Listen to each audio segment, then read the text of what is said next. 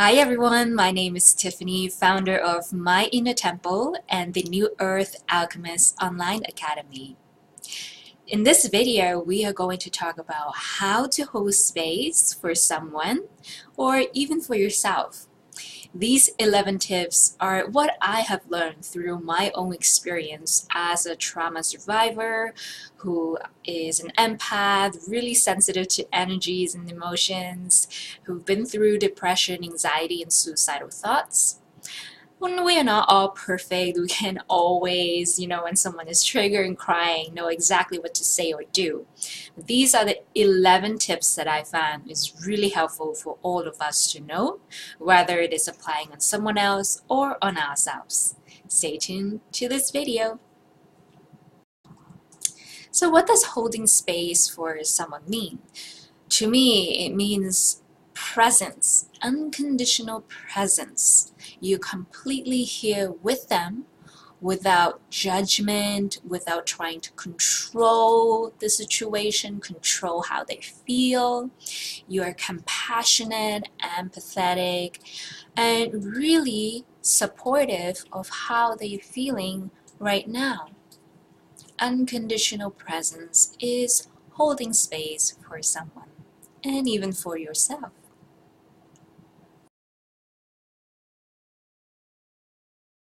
Number one, avoid telling them what they should do.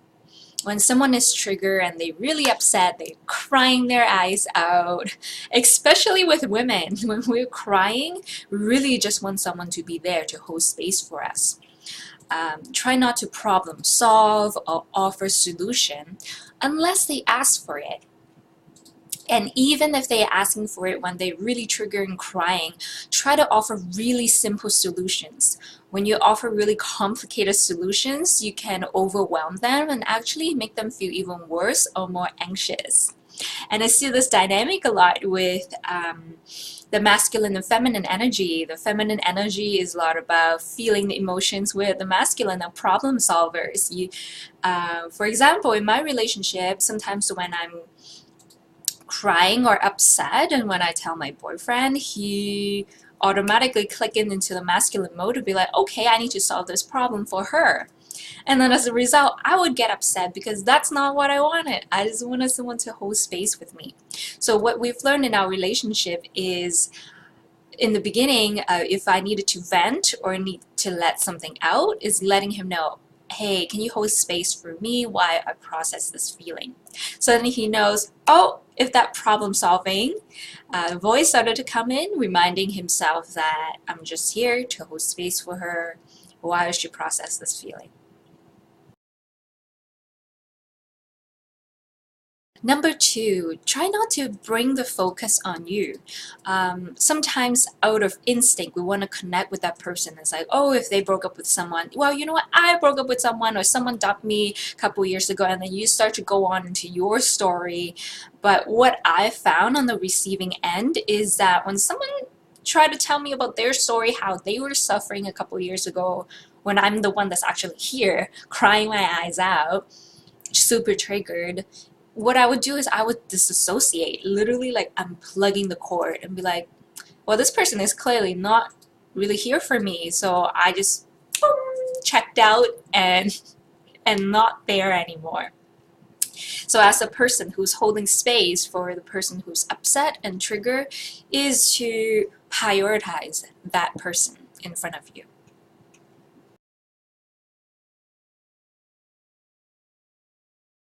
Number three, this one I've actually learned the hard way, is don't touch them unless they give you permission. I know sometimes as nurturer, we so quickly to, oh my God, let me like give you a hug or let me hold your hand.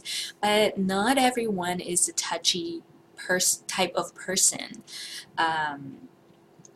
So asking permission and be like, I know you're very upset right now. Is it okay? Would you like a hug? Would you feel better if I hold on to your arm?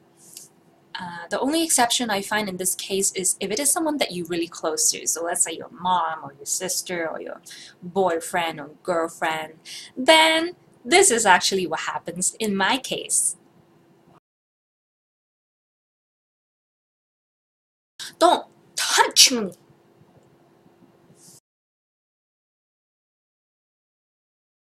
Please touch me.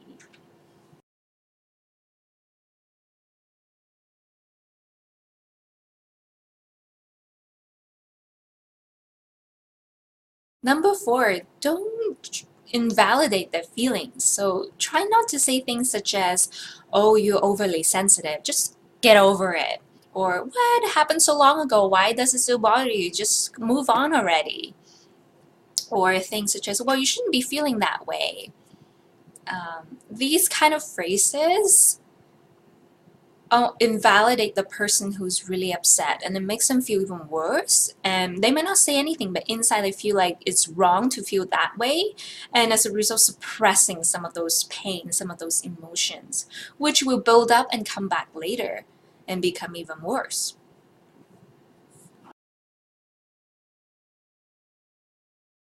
Number five, keep your ego out of it. This is not about judging the situation, judging the person, or laying your opinion on them. This is really about being present, completely unconditionally present with the person. Number six is don't preach. Don't say things such as, you know what, everything happens for a reason. Or spiritual people would say things like, you know what, definitely you caused the situation because we create our own reality. So with the law of vibration, you attracted that situation. That is not helpful at all. Don't preach what you know. Don't preach about the laws of the universe. That's not helpful at that moment.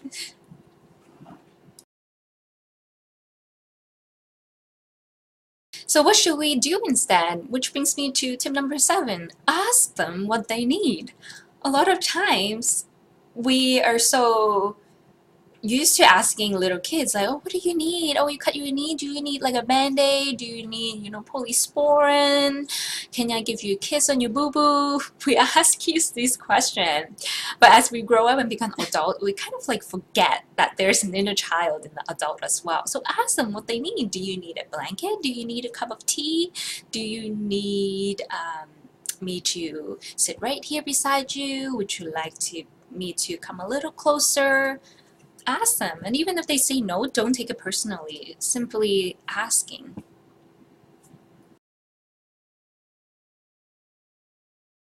Number eight is reaffirm that you're here for them, letting them know that, hey, I'm completely here with you. Whatever that you're feeling, I'm completely here supportive of you. People need to hear these words when they're feeling alone or feeling the world is collapsing. We affirm to them that you are here completely for them. Number nine, active listening. A quick thing that you can do, even if you don't know how to say or if you don't want to offer solutions, you can reiterate what they express to you. So you can say things such as, I understand it hurts when this person break up with you. Or if they say, you know what, it really pisses me off when someone does this, reiterate with them, like validate it, and saying, yeah, if I were in your shoes, I would feel really mad too if someone does this to me. So validating their feelings by reiterating what they have expressed to you. That shows that you are listening. You're not just there, but checked out and thinking about something else. Number 10 is validating their feelings. Saying things such as, I completely understand how you feel, or I'm completely here to support you, or I can feel the pain that you're feeling inside my body. I know it's very uncomfortable, and I want you to know that I'm here with you as you are experiencing these sensations. Validating that whatever they're feeling is completely valid. It's not wrong, it's not incorrect, it's not that something is wrong with them.